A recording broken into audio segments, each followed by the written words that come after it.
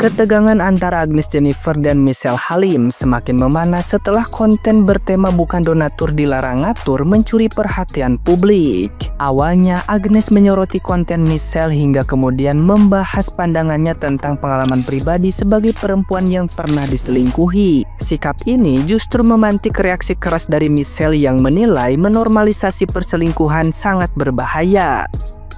Situasi semakin tidak terkendali ketika keduanya saling mengunggah sindiran, bahkan menyentuh isu sensitif mengenai hubungan rumah tangga dan perilaku pasangan. Respon Michelle yang tegas membuat dinamika konflik ini semakin disorot netizen yang berbakti hingga menjadi perdebatan hangat di media sosial. Di tengah memuncaknya saling sindir tersebut, publik ramai memberi dukungan pada Michelle sekaligus mempertanyakan pernyataan Agnes yang dianggap kontradiktif. Banyak yang menilai upaya membenarkan tindakan diselingkuhi hanya membuka peluang bagi pasangan yang tidak bertanggung jawab.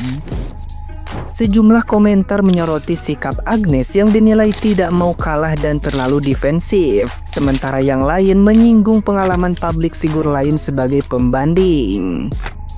Perdebatan ini pun berubah menjadi ajang opini terbuka, di mana netizen yang budiman terus memperkuat posisi Michelle dalam menolak segala bentuk normalisasi perselingkuhan. Nah, gimana nih menurut netizen yang terhormat? Silahkan berkomentar ya. Ada 2 orang cici-cici, udah cantik, kaya, dan pokoknya cantik aja deh, cantik sama kaya. Udah, pokoknya intinya mereka berdua cantik sama kaya. Udah, mereka lagi berseteru di media sosial, sindir-sindiran lah istilahnya. Menurut aku sih, menurut pandangan aku ya, bukan menurut pandangan siapa-siapa, menurut pandangan aku yang aku lihat adalah ini hanya melihat dari sudut pandang berbeda aja gitu. Si CC1 ini dia melihat sudut pandang yang sudah menikah serta mempunyai keluarga. Yang CC yang kedua dia berkomentar mengenai sudut pandang yang belum menikah, ya kan? Menurut aku mereka benar berduanya, cuma cara sudut pandangnya aja berbeda. Itu aja. Michelle Halim atau Agnes Jennifer? Jujur aku lebih pro ke Michelle Halim. Omongannya Michelle tuh bener. Emang kalau misalnya kita memutuskan untuk belum menikah, kenapa? Nggak ada masalah dong. Tingkat keberhasilannya orang itu kan nggak diukur dari dia sudah menikah atau belum, ya nggak sih? Yang gue kurang pro dengan Agnes Jennifer adalah bagaimana cara dia menanggapi suatu masalah keluarganya dia. Itu kan kasus perselingkuhan itu kan sebenarnya nggak akan terkuak kalau nggak dia yang speak up gitu. Ujung-ujungnya dia nggak berpisah gitu sama suaminya. Gue bukan mengharapkan dia pisah, tapi maksudnya lu masih bersama kan. Kalau lu masih bersama dan akan mungkin memperbaiki suatu hubungan itu ke depannya, baiknya jangan diumbar gak sih ke kita-kita gitu.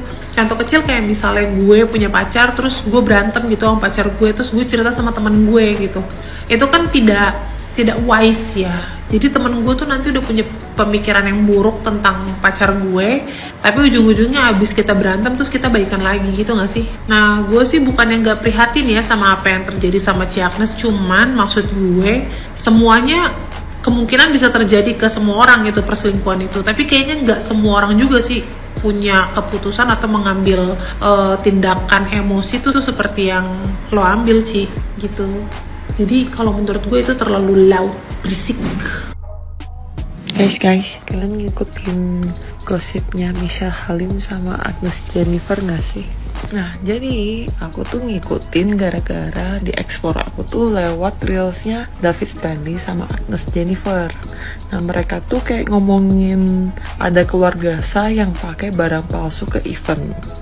Terus ada Miha tuh komen kayak, oh, mana ya? Oh, ini yang kurang bahagia suka nimbrung, sehat-sehat Cici, katanya. Kan aku jadi penasaran ya. Aku mulailah kepoin Cimiha. Nah, jadi buat kalian yang ada follow Cimiha, kalian pasti tahu dia itu suka bikin reels get ready with me. Dan dia spill barang-barang yang dipakainya. Terus ada di salah satu video tuh dia ada nge-spill dia pakai oval diamond earrings, cincin warisan pink diamond, sama mini Kelly. Nah jadi ada yang namanya Edward tuh nge-spill katanya itu barang yang dipakainya itu palsu gitu, dan harganya cuma 2,5 juta.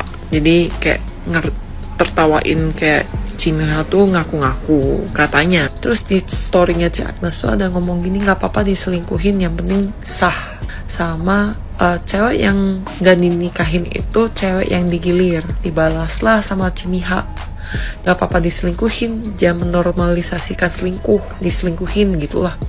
Kok berpikiran cewek yang single gak dinikahin tuh digilir, jangan-jangan kamu kayak gitu, makanya ada pemikiran kayak gitu. Sama ya kamu kali yang digilir kan, misalnya suami kamu malam ini sama siapa, terus nanti sama kamu. Terus buat kalian yang ngikutin ceritanya dari awal, siapa tahu berbaik hati untuk sharing, bisa komen di kolom ya. Dan kalian tim siapa? Agnes Jennifer versus Michelle Halim. Ini kan lagi sindir-sindiran ya guys. Kalau kalian sendiri lebih menikmati konten-konten siapa? Jujur tapi jawabnya ya. Kalau aku sendiri ya, aku lebih menikmati kontennya si Michelle. Kenapa? Karena Michelle itu banyak bercandaannya. Apalagi kalau dia udah join sama si Bobby Saputra. Pokoknya hiburan gitu. Bener-bener dia itu kalau bikin konten lucu-lucu. Contohnya ya, kalau misalkan dia ini pakai baju yang agak terbuka bagian dada, terus dia bilang kalau lehernya itu dikasih kalung supaya nggak terlihat kosong seperti dompetnya Mokondo. Itu kan lucu-lucu ya kata-kata seperti itu.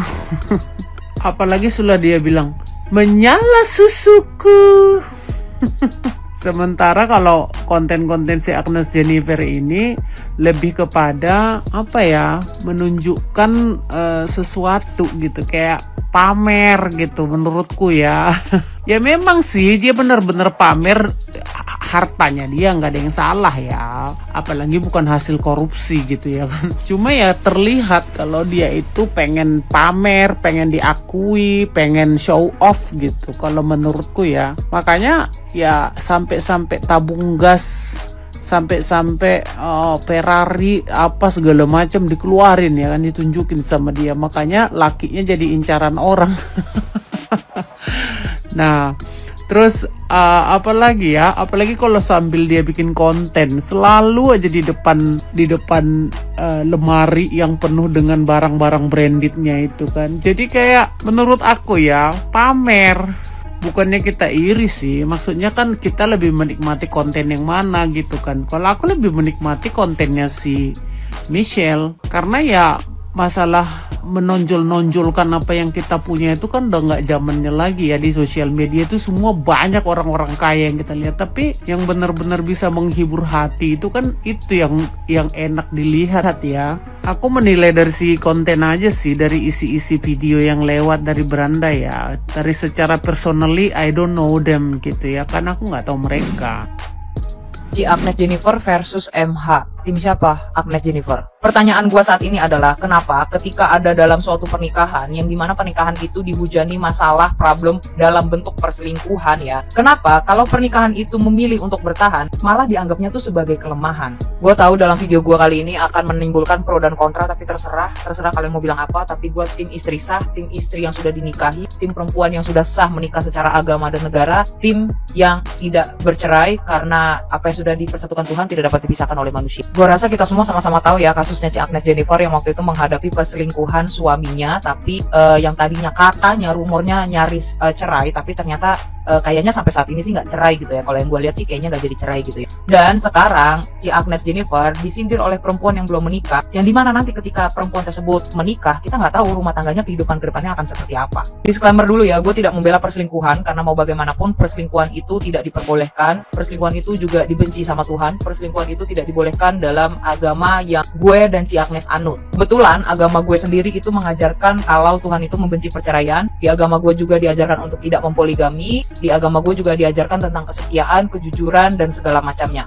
Disclaimer, ini gue bukan mau ngomongin agama yang kayak gimana-gimana, gue bukan mau menghina agama lain, gue bukan mau mengkritik agama lain, tidak. Semua agama itu sama baiknya, semua agama itu ajarannya sama-sama baik, sama-sama cinta damai, sama-sama fresh, dan sama-sama kepercayaan masing-masing. Sorry ya, menurut gue pribadi, wanita dinikahi secara sah dan tidak mengubah pola badannya, tidak mengubah hidungnya, matanya, dagunya, dadanya, dan segala macamnya, dari situ aja Ci Agnes sudah menang. Karena apa? Karena tubuh adalah bait Allah. Kalau nggak mau ngomongin secara agamanya nih ya, bisa juga. Kenapa Ci Agnes nggak jadi cerai, atau kenapa Ci Agnes memilih untuk bertahan? Karena ya kalau secara psikopatnya nih, dia nggak tahu aja tuh, suaminya nggak tahu aja tuh kalau istri sah sedang membalas secara halus, bisa aja. Atau seorang Agnes Jennifer tidak akan membiarkan pelakor itu menduduki posisinya dan menang. Kenapa? Orang yang menikah dan berhasil bertahan dalam pernikahan tersebut, dalam segala macam godaan dan cobaan segala macamnya gitu ya, dan memilih bertahan, kenapa dianggap lemah? Terutama untuk para wanita. Sebenarnya kadang bertahan tidak bercerai demi anak itu ada betulnya, tapi ada salahnya. Tapi dalam konteks Ci Agnes, menurut gue bertahan demi anak itu kayaknya nggak ada deh dalam kamusnya Ci Agnes. Ci Agnes itu juga keyong reyong say. Ci Agnes itu juga punya penghasilan sendiri.